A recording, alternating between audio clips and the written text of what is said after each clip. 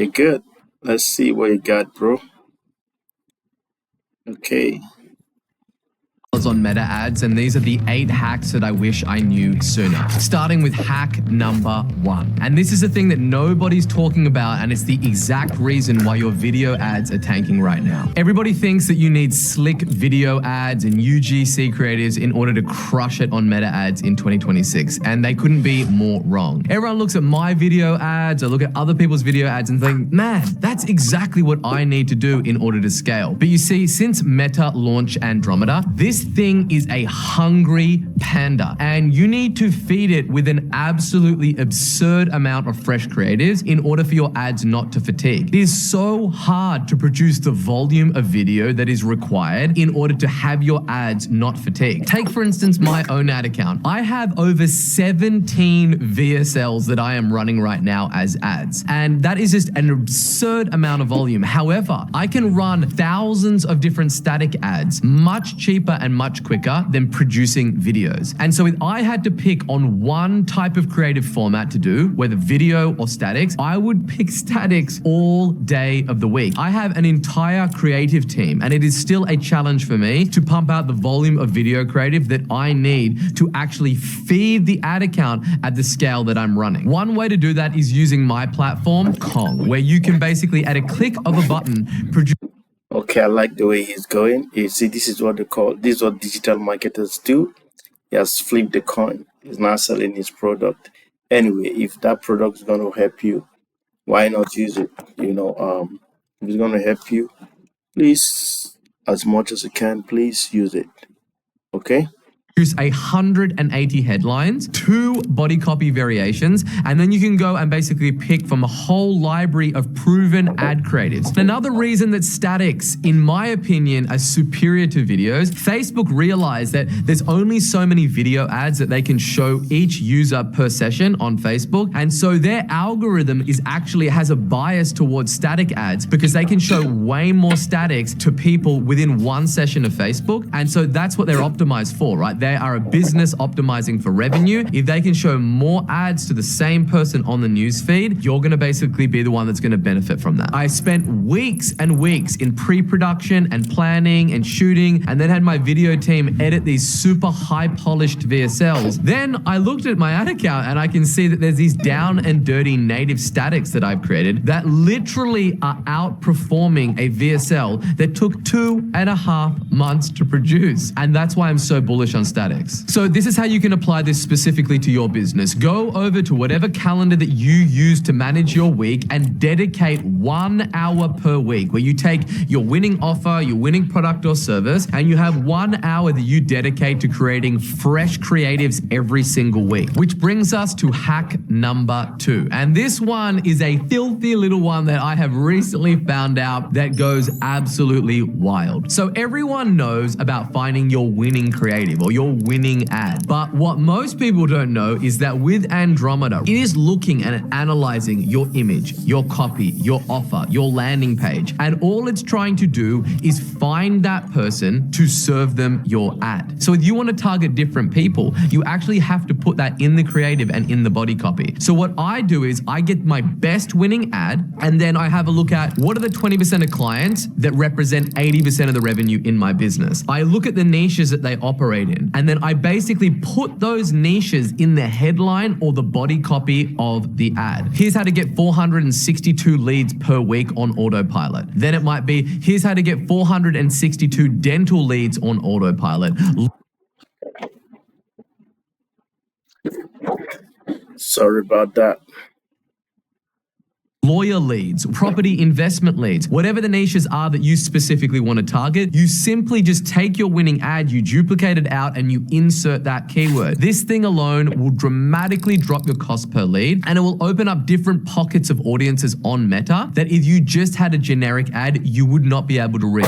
It's not some magic word, it is a category word that is what we call an identity trigger, and it also feeds the algorithm to know who it should be going out there and looking for. But the number one thing thing that you must understand when it comes to meta ads is that you are not selling your product, you are not selling your service. All we're trying to do is funnel as many of the people that it would be applicable to whatever it is that we're selling and bringing as many of them as we can to our landing pages. So this is what I want you to do right now. As soon as you finish watching this video, I want you to go over to your ads manager and I want you to find your winning ad. Then I want you to duplicate that ad out and just add either a demographic to that ad or add a specific keyword for the industry that it is that you want to target. Then you launch those bad boys, go in, look at your CTR. You'll see that performance is dramatically better, and that is hack number 2, the 1 keyword hack. Alrighty, so that's playing the game on like beginner mode. Now let me show you how to really scale this thing up and absolutely rinse your meta ad account, which brings us to hack number 3. So here's what most people do. They find their winning ad. They turn off all the other ads in the ad set that aren't performing as good as the winner. And then they're like, let me just ride this one all the way home. And then they start scaling their ad and then it fatigues and it dies. And they've rested all of their performance on this one winner. This is amateur hour. This is the last thing that you want to do. Instead, once you find that winning ad, take that ad and we want to pump it into AI, either Claude,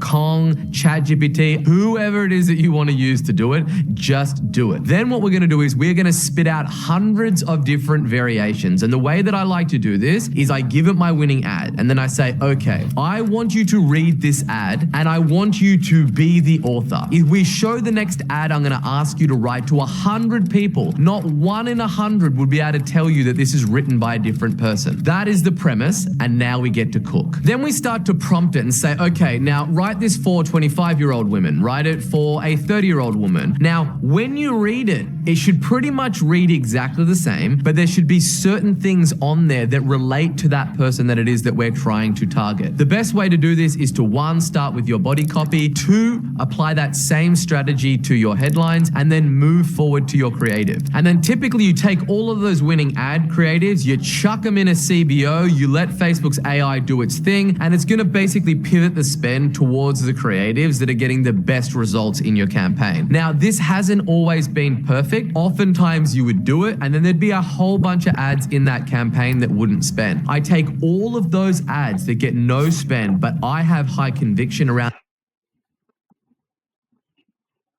where I take all of those dead ads, put them into an ad set, and then I launch those, and then typically I can juice out another 20% of ads that are all winners there. And that is hack number 3, the winning format clone. However, everything that I've given you so far is absolutely worthless unless you get this next step right. Because if your ads look like ads, then they are already dead on arrival. Let me tell you a story that is just far too common that I hear every single day. Somebody sits down, they put together their meta ads, and the first thing that they think about is, Sabri, how do I make my ad pop off the feed? I want it to really stand out, like hijack people's attention. And guess what people hate more than anything? Is ads. That's why there are hundreds of millions of people that have downloaded and installed ad blockers. So instead of making our ads look like ads, we are going to do the absolute opposite. And we are going to look at what is the type of content that people are natively consuming on these platforms. I am running a 46-minute YouTube video with minimal editing right now. It's got, millions of views organically on YouTube, and I'm taking that winning creative and then I'm just running that as an ad because I already know that that content bangs organically. It's already proven it with millions of views organically. So then what I'm doing is I'm just moving that over to the paid ads engine, pouring gasoline on it and lighting that puppy on fire and letting it scale. And that's exactly what it is that you want to do. You might not have a video on YouTube that's got millions of views. That's okay. Just look at what is the native content that people are consuming in your niche already. Another quick hack to do is you can create what we call a burner account. So you basically sign up for a clean slate TikTok and Instagram account and then go follow all the different influencers and pages in your niche and like their content. Then every time you log into that burner account, you're going to basically see the most popular content in your niche rise to the top of your news feed. And if that's what's getting promoted in the algorithm, then that's exactly the type of ads that you want to produce and then run them as paid ads. And I can guarantee guarantee you that this will outperform your current best performing ad, which is hack number 4. Don't make your ads look like ads. All right, so now I'm going to show you how to target buyers that your competitors don't even know exist. So when it comes to meta ads, people usually approach it in one of two ways. The first way, The beautiful thing is that I'm learning a lot. When you said don't make your art look like art, that means we have work to do, guys. I'm telling you, work day. is they try to get super laser targeted with the type of people that they're trying to target. And they do basically what we call interest stacking. They take all the interests in the niche, they like golf, they like Mercedes-Benz, and they stack all of those things up and they're like, man, that is one ultra layered targeting. That is crazy, man. I like what I'm hearing from this dude, man. This is a genius. This is gold. And I'm going to find only the best buyers. Then you have the second school where these guys are just like, pick a country, go YOLO and target them. But this is where most people get it wrong. They don't understand that the more context that it is that you give Meta, the better that they can actually go out and find those people, because the creative is the targeting now. But most people, they run short form copy. It's a very basic ad. Therefore, the context window that Meta has is very, very small. So instead, what I like to do is I like to basically have very long form copy that literally gives the algorithm so much data of exactly who it is that I'm trying to target so that they can go out and find those people. Because if they have a limited context window for your ads, then the amount of people that they can target for that creative is also going to be limited. So stop trying to outsmart the targeting. And the most highest paid engineers that have one incentive, which is to get your ad in front of the right people so you keep on feeding it Zuck bucks. You're not going to beat these guys. So let the algorithm do all the heavy lifting and spend all your time and energy on producing creative. However, don't believe me. What I want you to do right now is to go into your ad account to find your best winning creative that you're probably got a bunch of interest stacking on there, and duplicate that ad and put no targeting. So just pick Australia, just pick America, just pick the UK, for instance, and let that puppy cook. Let both of those ads run side by side, your interest stacking versus your broad, and then in 7 days time, go and have a look at your CPAs and you will be shocked. And that is hack number 5. Broad targeting with super specific creative is the new meta. Okay, so this next hack is exactly what happens after you actually get somebody to click. Because most advertisers, they spend 90% of their effort on the actual ads and only 10% on optimizing their landing pages. And this is a huge mistake, because if there isn't congruence based on what they clicked on to what they see on the landing page, they're just gonna dip, right? You're gonna have a very high bounce rate. You might be getting super high CTRs, low cost per clicks from your actual ads, but your CPAs and your conversion rates will be in the toilet because it doesn't match that send. So this is what I like to do. Meta is the best split testing tool that exists on planet Earth. Your headlines are exposed to, usually 1,000 times the amount of people that actually click on your landing page. So therefore, you're getting so much more statistical significant data based on which headlines work. So I'll be running, 20, 30, 40 different headlines for an ad variant. Then I'm going to find what the best performing headline is. I'm going to take that headline and I'm going to mirror that on my actual landing page. When I do this, I usually increase the conversion rate by a bare minimum of 15 to 20%. Just that one thing, not only in the headline, but in the sub-headline and also the lead-in of that copy. I have a rule. At any given time, I have to have at least 3 split tests running. Otherwise, I have a severe sense of anxiety. What you want to always make sure that you're doing is taking your insights from your best performing ads and making them present on your landing page and then running them as split tests to just inch out 10, 20, 30% higher conversion rates across the board. So what you want to do right now is open up your ads account, have a look at your top